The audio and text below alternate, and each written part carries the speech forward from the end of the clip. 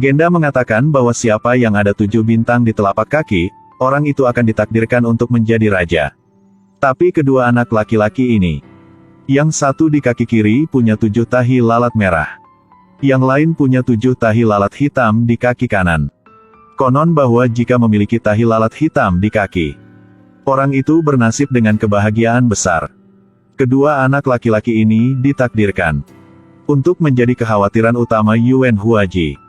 Karena saat ini gagak dan belalang beterbangan di seluruh kota. Dan dia seorang yang sangat percaya pada kehendak Tuhan. 15 tahun yang lalu, ayahku pernah pergi menemui Taoist Baiyun untuk meminta ramalan, yang mengatakan bahwa aku ditakdirkan untuk menjadi kaisar. Sayangnya, ada 2 penentang. Jika dia tidak melenyapkan keduanya, dia tidak akan bisa menjadi kaisar. Jadi dia mencari mereka di seluruh negeri. Akhirnya dia menemukan keduanya di desa Naga Sungai. Ketika sang jenderal dengan kejam memerintahkan pembunuhan, kedua anak itu secara tidak sengaja mengungkapkan ciri-ciri mereka. Saya punya 7 tahi lalat merah. Saya punya 7 tahi lalat hitam. Jenderal segera memerintahkan penangkapan kedua anak laki-laki ini. Sang ayah berbohong karena ingin menyelamatkan kedua anaknya. Mengatakan bahwa mereka tidak pernah ke tempat jauh. Jadi perlu menyiapkan barang bawaan. Oke loh, aku memberimu setengah jam. Jika kamu berani bermain trik, semua penduduk desa di sini akan dipenggal. Untuk melindungi kedua anak yang ditakdirkan oleh Tuhan ini, 7 tetua di desa berdiskusi bersama. Mereka memutuskan untuk mewariskan semua keahliannya kepada Cao Song dan Su Leng. Selama kedua anak ini lolos kali ini, begitu mereka bertemu dengan tuannya, seni bela diri mereka akan menjadi tak terkalahkan di dunia. Tepat saat ini, Yuan Huaji juga datang ke sini. Tiba-tiba seberkas sinar keemasan bersinar langsung ke langit. Yuan Huaji langsung merasa ada yang tidak beres. Ketika dia sampai di rumah rumput, 7 tetua sudah lama meninggal. Namun, sang ibu baru saja mengajak kedua anaknya lari ke tepi jurang. Tentara kekaisaran pun menyusul mereka. Sang ibu memberitahu Cao Song dan Su Leng bahwa musuh mereka adalah Yuan Huaji. Ketika kalian dewasa, kalian harus membalas dendam untuk penduduk desa. Tanpa diduga, ucapannya baru saja selesai. Ada yang tak terhitung jumlahnya anak panah terbang ke arahnya, mengenai ke punggungnya. Dalam saat kritis, dia mendorong keduanya ke tebing jurang. Dalam sekejap mata 15 tahun telah berlalu. Keduanya pun tumbuh menjadi dewasa. Tetapi mereka menjadi preman di kota Yangzhou. Ada wabah burung gagak dan belalang di kota saat ini. Yuan Huaji yakin bahwa kedua naga yang ditakdirkan Tuhan belum mati. Untuk mencegah keduanya, dia menyuruh Teido dan Yudi untuk menemukan keberadaan mereka. Siapa sangka, kedua pria ini yang ditakdirkan untuk menjadi raja. Hari itu Cao Song dan Su Leng tidak sengaja memasuki sebuah rumah kosong. Tanpa diduga, dia bertemu dengan orang yang sangat misterius. Keduanya hendak berjalan mendekat untuk melihat apa yang terjadi. Tiba-tiba Cao Song menemukan sebuah kotak berharga. Ketika mereka semua sangat curiga, orang misterius itu tiba-tiba angkat bicara. Itulah rahasia untuk keabadian. Rahasia keabadian adalah harta keluarga Dao, ia memiliki jiwa. Di dalamnya, tidak hanya tercatat seni umur panjang, tapi juga tercatat seni bela diri. Tapi sampai sekarang belum ada yang bisa memecahkannya. Siapa yang membuatmu seperti ini? Itulah Yuan Huaji. Ternyata barusan itu, pria itu masih menyerap rahasia keabadian. Tetapi belum selesai, bahkan sudah selama 3 tahun. Pada saat ini, Yuan Huaji tiba-tiba muncul. Berikan rahasia keabadian ke sini, aku akan membiarkanmu mati dengan damai. Tuan Yuan, jika Anda ingin mencurinya, saya lebih suka menghancurkannya. Yuan Huaji marah setelah mendengar ini. Dia menggunakan kekuatannya untuk mendorong 2 lempengan batu ke arah pria itu. Sang pria memecahkannya. Saat ini rahasia keabadian tiba-tiba berubah menjadi sekotak. Saat keduanya merebutkan kotak berharga ini, sayangnya, pria ini disakiti oleh senjata Yuan Huaji. untuk melindungi rahasia keabadian. Dia dengan cepat lolos dari Sang Taois. Sekarang, badannya sangat lemah.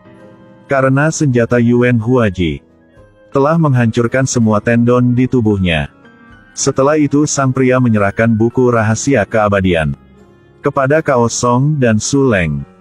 Setelah selesaikan kata-katanya, dia berhenti bernafas. Saat Cao Song buka kotak itu, tanpa diduga, tangannya terjebak di dalam kotak. Pada saat yang genting, dia melempar kotak ini ke jauh. Dan tidak sengaja biarkan kotak ini jatuh dalam tangan seorang gadis. Gadis ini adalah master kelas atas di dunia seni bela diri. Namanya Fo Wansu. Julukannya adalah pembunuh wanita. Saat Fo Wansu hendak membuka kotak tersebut, siapa sangka saat ini tentara kekaisaran datang. Lihat hal ini. Ia langsung melemparkan kembali kotak tersebut ke Cao Song. Dan menyuruh mereka berdua keluar dari sini secepat mungkin. Tetapi mereka baru saja mencapai hutan. Yuan Huaji pun menyusul mereka. Lalu mengancam keduanya agar menyerahkan buku rahasia keabadian. Nona, jika kamu orang pintar, cepatlah menyerahkan kedua bocah itu serta buku rahasia keabadian kepadaku.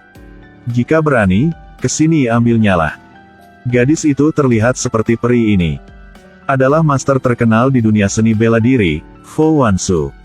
Untuk melindungi rahasia keabadian, harta keluarga Dao. Dia bertempur dengan Yuan Huaji. Setelah mengeluarkan semua keterampilannya, mereka berdua akhirnya menggunakan kekuatan internal.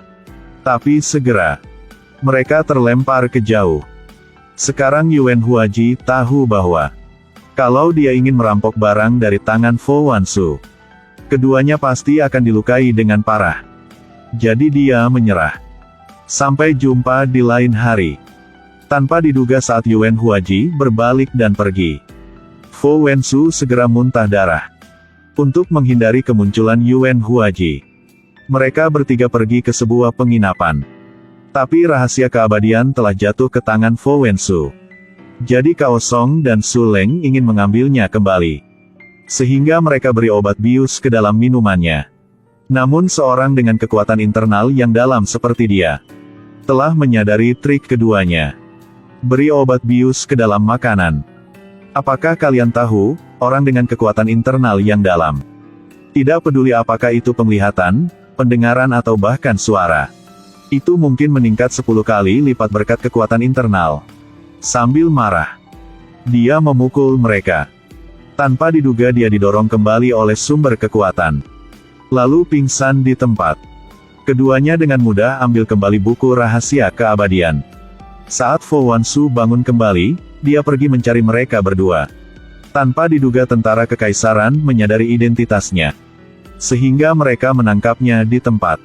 Pada dasarnya, dia dengan kekuatan internal yang dalam dapat 1 vs 100. Tapi pada saat ini kekuatan internalnya telah diturunkan karena Yuan Huaji. Sehingga dia segera muntah darah. Saat yang berbahaya, seorang pria tiba-tiba muncul. Berhasil menyelamatkan dia. Cao Song dan Su Leng pada saat ini, karena ingin memaksa sang kepala desa membagikan makanan kepada semua orang. Mereka berbohong bahwa mereka tuan muda keluarga Wu. Namun pada saat ini, Fo Wansu telah temukan keduanya. Saat mereka bertiga hendak meninggalkan tempat ini, tiba-tiba Yuan Yaidu muncul. Di mana buku rahasia keabadiannya? Ketika dia hendak menghunus pedangnya, pria itu muncul sekali lagi untuk menghentikan Yuan Yaidu. Setelah itu mereka keluar kota. Ketika Fo Wansu memeriksa tendon mereka berdua, dia sangat terkejut.